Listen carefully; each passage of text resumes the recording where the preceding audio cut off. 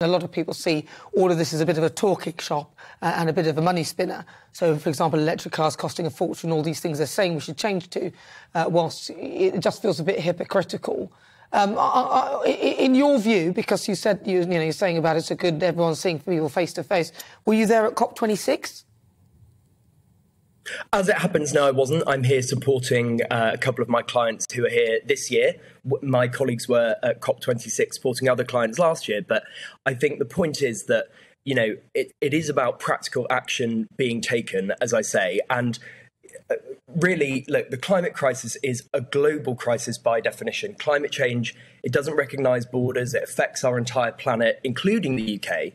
And I think it's time that we stopped talking about climate change as a great cost, and we look at it more as something that we need to address, that we have no choice but to address, and that's going to become more expensive every year that we put off action, which is why every year you hear that COP is increasingly important, and it is, because action has to be taken. We don't have a choice.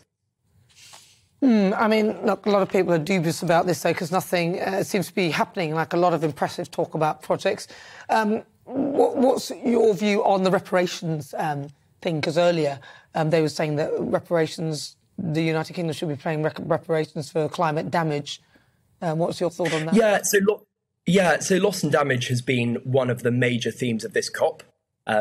Hugely widely discussed. Everywhere I go, I hear it being discussed. I think it's a complicated debate, right? So I don't think it's as simple as just saying, let's have all of the rich countries pool their money into a fund for less well-developed countries to take and to fund projects. I think it's more complicated than that. But I do think there is a role for richer, wealthier countries who have the means to support countries in South Asia and Africa who are experiencing the most acute effects of climate change, and supporting them to adapt their climate and to mitigate climate change, because they often can't afford it. And at the end of the day, it's our planet, it's one planet that we all have to protect.